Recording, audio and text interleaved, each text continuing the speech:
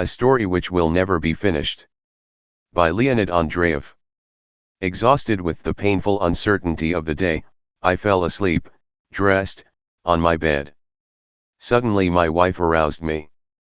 In her hand a candle was flickering, which appeared to me in the middle of the night as bright as the sun.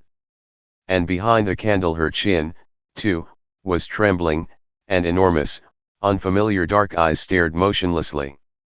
"Do you know," she said, "do you know they are building barricades on our street?" It was quiet. We looked straight into each other's eyes, and I felt my face turning pale. Life vanished somewhere and then returned again with a loud throbbing of the heart. It was quiet and the flame of the candle was quivering, and it was small, dull, but sharp-pointed, like a crooked sword. "Are you afraid?" I asked. The pale chin trembled, but her eyes remained motionless and looked at me, without blinking, and only now I noticed what unfamiliar, what terrible eyes they were. For 10 years I had looked into them and had known them better than my own eyes, and now there was something new in them which I am unable to define. I would have called it pride, but there was something different in them, something new, entirely new. I took her hand, it was cold. She grasped my hand firmly and there was something new, something I had not known before, in her hand clasp. She had never before clasped my hand as she did this time. "How long?" I asked. "About an hour already. Your brother has gone away. He was apparently afraid that you would not let him go, so he went away quietly. But I saw it. It was true then, the time had arrived." I rose, and, for some reason, spent a long time washing myself, as was my wont in the morning before going to work, and my wife held the light. Then we put out the light and walked over to the window overlooking the street. It was spring, it was May, and the air that came in from the open window was such as we had never before felt in that old, large city. For several days the factories and the roads had been idle, and the air, free from smoke, was filled with the fragrance of the fields and the flowering gardens, perhaps with that of the dew.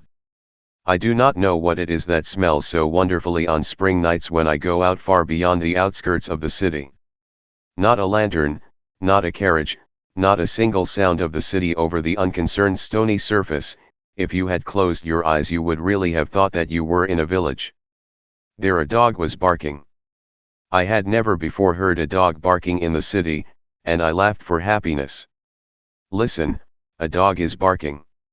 My wife embraced me, and said, "It is there, on the corner." We bent over the window sill, and there, in the transparent, dark depth, we saw some movement, not people, but movement. Something was moving about like a shadow. Suddenly the blows of a hatchet or a hammer resounded. They sounded so cheerful, so resonant, as in a forest, as on a river when you are mending a boat or building a dam. And in the presentiment of cheerful, harmonious work, I firmly embraced my wife, while she looked above the houses, above the roofs, looked at the young crescent of the moon, which was already setting. The moon was so young, so strange, even as a young girl who is dreaming and is afraid to tell her dreams, and it was shining only for itself. "When will we have a full moon?" "You must not. You must not," my wife interrupted. "You must not speak of that which will be." "What for?" "It is afraid of words. Come here." It was dark in the room, and we were silent for a long time, without seeing each other, yet thinking of the same thing. And when I started to speak, it seemed to me that someone else was speaking. I was not afraid, yet the voice of the other one was hoarse, as though suffocating for thirst. "What shall it be?" "And they?" "You will be with them. It will be enough for them to have a mother." "I cannot remain." "And I? Can I?" I know that she did not stir from her place, but I felt distinctly that she was going away, that she was far, far away. I began to feel so cold, I stretched out my hands but she pushed them aside. "People have such a holiday once in 100 years, and you want to deprive me of it." "Why?" she said. "But they may kill you there." and our children will perish. Life will be merciful to me. But even if they should perish. And this was said by her, my wife, a woman with whom I had lived for 10 years. But yesterday she had known nothing except our children, and had been filled with fear for them, but yesterday she had caught with terror the stern symptoms of the future. What had come over her? Yesterday, but I, too, forgot everything that was yesterday. Do you want to go with me? Do not be angry. She thought that I was afraid. Angry, don't be angry. Tonight, when they began to knock here, and you were still sleeping, I suddenly understood that my husband, my children, all these were simply temporary. I love you, very much. She found my hand and shook it with the same new, unfamiliar grasp. But do you hear how they are knocking there? They are knocking, and something seems to be falling, some kind of wall seemed to be falling, and it is so spacious, so wide, so free. It is night now, and yet it seems to me that the sun is shining. I am 30 years of age, and I am old already, and yet it seems to me that I am only 17, and that I love someone with my first love, a great, boundless love. What a night! I said. It is as if the city were no more. You are right, I have also forgotten how old I am. They are knocking, and it sounds to me like music, like singing, of which I have always dreamed all my life. And I did not know whom it was that I loved with such a boundless love, which made me feel like crying and laughing and singing. There is freedom. Do not take my happiness away. Let me die with those who are working there, who are calling the future so bravely, and who are rousing the dead past from its grave. There is no such thing as time. What do you say? There is no such thing as time. Who are you? I did not know you. Are you a human being?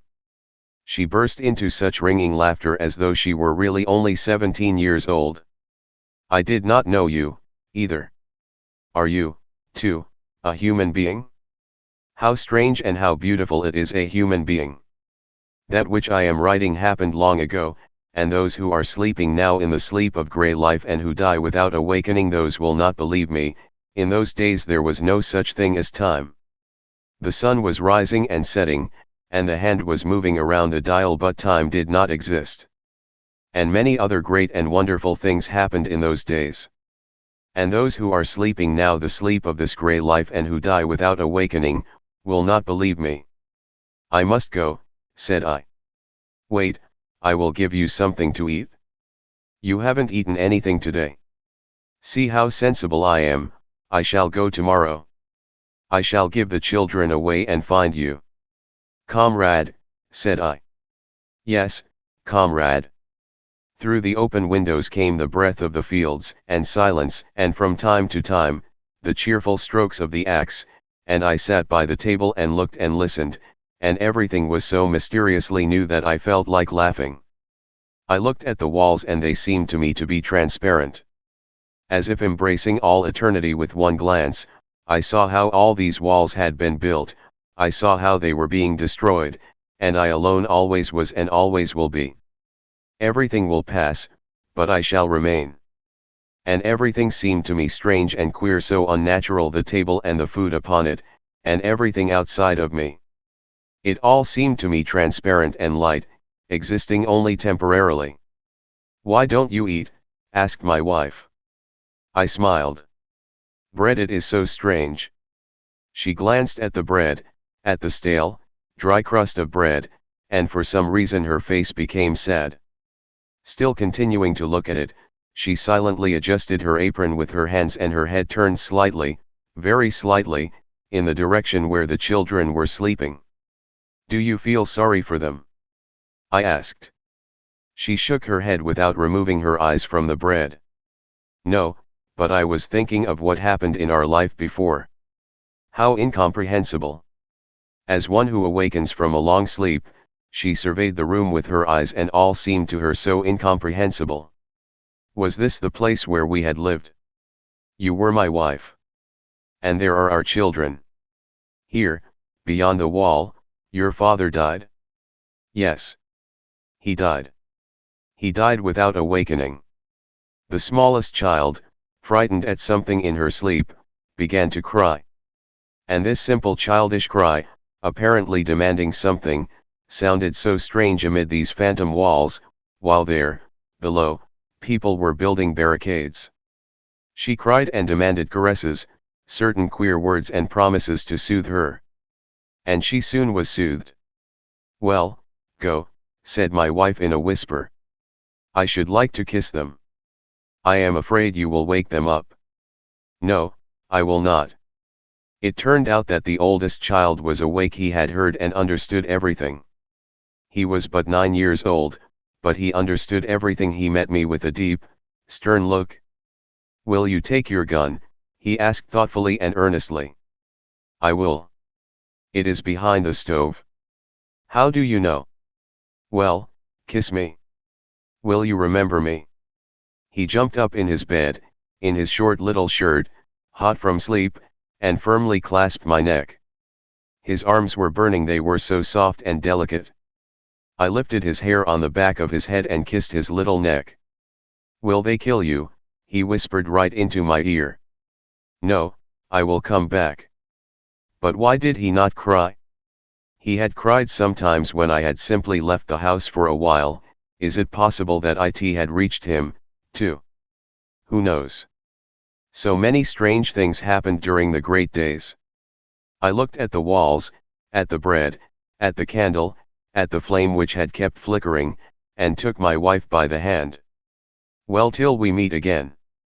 "Yes, till we meet again." That was all. I went out. It was dark on the stairway and there was the odor of old filth. Surrounded on all sides by the stones and the darkness, groping down the stairs, I was seized with a tremendous, powerful, and all-absorbing feeling of the new, unknown and joyous something to which I was going.